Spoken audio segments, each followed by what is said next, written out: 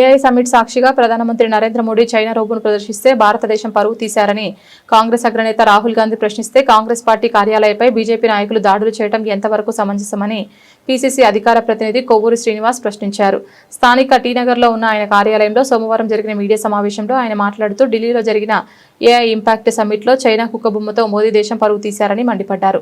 సమ్మిట్లో శాంతియుత నిరసన తెలిపిన కాంగ్రెస్ పై విమర్శలు చేయడం హాస్యాస్పదంగా ఉందన్నారు.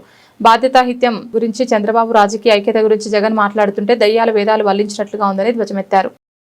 ఢిల్లీలో జరిగినటువంటి ఏఐ సబ్మిట్ ఏఐ సదస్సులో మోడీ గారు బీజేపీ ప్రభుత్వం చైనా వాళ్ళ రోబోల్ని ప్రవేశపెట్టి ఆ రోబోలు ప్రవేశపెట్టి దానికి మన లేబుల్ వేయటం అనేది ఇవాళ అందులో ప్రత్యక్షంగా పాల్గొన్న 70 దేశాల మధ్య కూడా మనం చాలా ఇబ్బందికరమైన విషయం. చైనా పేపర్లు రాశాయి, ఇది కేవలం మా దాంట్లోంచి మీరు లేబుల్స్ వేసుకున్నారు, ఇది మా టెక్నాలజీ అని. మన ఇండియాలో ప్రతిభ లేదా? దీన్నే ప్రశ్నించారు రాహుల్ గాంధీ గారు. ఇది ప్రశ్నిస్తే మీరు దాడులు చేస్తారా? పార్టీ ఆఫీసులపై ఢిల్లీ నుంచి ఆంధ్రప్రదేశ్లో ఇటు విజయవాడ, అలానే గుంటూరు, విజయనగరం ఇలా పలు పార్టీ కాంగ్రెస్ పార్టీ ఆఫీసులపై దాడులు చేయడాన్ని కాంగ్రెస్ పార్టీ తీవ్రంగా ఖండిస్తూ ఉంది. ఈ రోజున చంద్రబాబు నాయుడు గారు అంటా ఉన్నారు, ఇది సరైన చర్య కాదు అలా అంటాం అనేది. ఏంటి చర్య కాదు? మన టెక్నాలజీని, మన ప్రతిభని తొక్కేసి చైనా వాళ్ళ రోబోలకి మనం లేబుల్స్ చేసి పెడితే మన 70 దేశాల మధ్య మన పరువు ఏమైందని చెప్పేసి ఈరోజు ప్రశ్నిస్తూ ఉన్నాం. అలానే ఆయన జగన్ గారు మాట్లాడుతూ ఉన్నారు, రాజకీయ సమైక్యత కావాలట. అంటే దేశం పరువు మీరు ఎక్కడైనా తాకట్టు పెట్టండి, దేశాన్ని మీరు ఎటైనా తీసుకెళ్ళండి, కానీ రాజకీయ సమైక్యతతో నోరు మూసుకొని కూర్చోవాలని చెప్పేసి ఆ జగన్ గారు చెప్తా ఉన్నారు.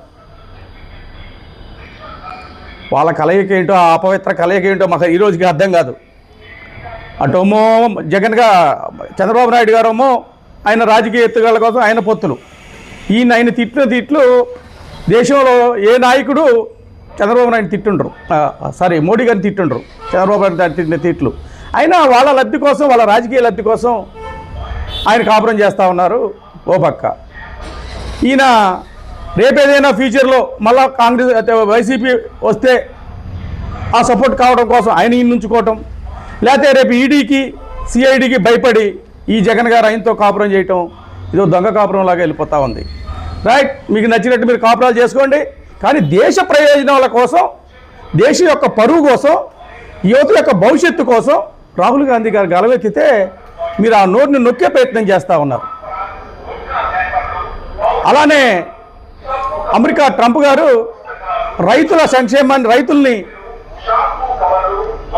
తొక్కేసి నువ్వు రకరకాల ట్యాక్సులు పెంచేసి నీ ఇష్టం వచ్చినట్టు చేస్తే దాన్ని ఒక బ్లాక్ డేగా, ఒక బ్లాక్ డీల్ లాగా మేము ఆ రోజున నిన్న యువజన కాంగ్రెస్ నిరసన తెలియజేస్తే రాజ్యాంగబద్ధంగా మహానుభావుడు డాక్టర్ అంబేద్కర్ రాసిన రాజ్యాంగంలో ఉన్నటువంటి మన హక్కు ప్రకారంగా నిరసన వ్యక్తం చేస్తే మీరు దాన్ని తీవ్ర చర్యగా ప్రకటించి ఇదో టెర్రరిజం లాగా, అంటే మిమ్మల్ని ఎవరిని ప్రశ్నించకూడదన్నమాట. ప్రశ్నిస్తే తొక్కేస్తారు, నొక్కేస్తారు, కొట్టేస్తారు అనమాట.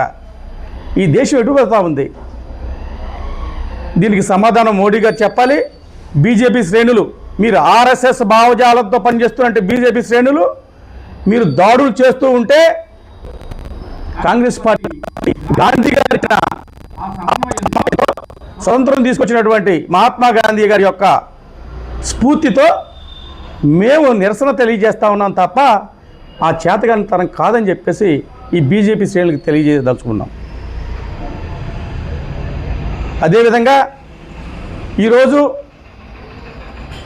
మనం చూస్తూ ఉన్నాం, ఈ యొక్క ట్యాక్సులు కానీ, ఈ అమెరికాతో ఉన్న ఆ బ్లాక్ డీల్ కానీ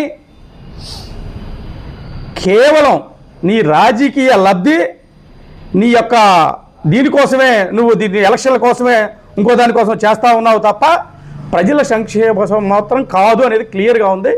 దాన్నే ప్రశ్నిస్తూ ఉంది కాంగ్రెస్ పార్టీ.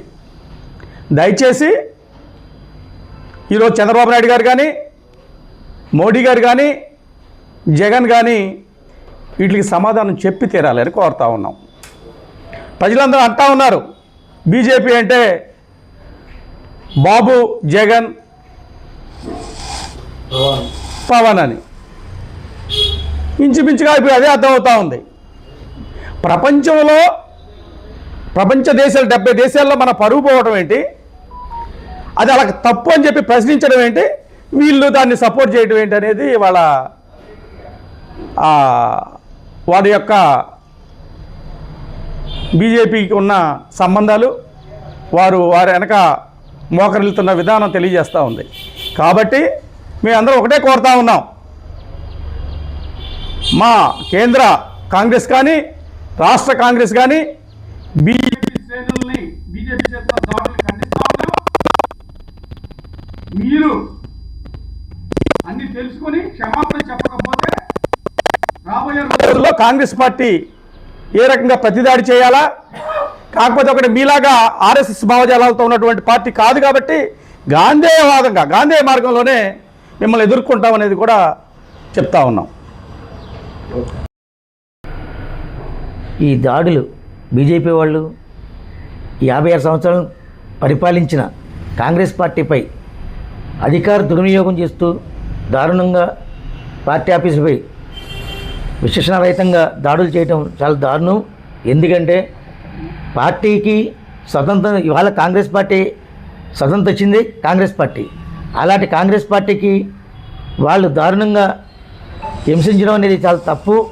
తప్పకుండా దీని మీద మేము చర్య తీసుకుంటాం.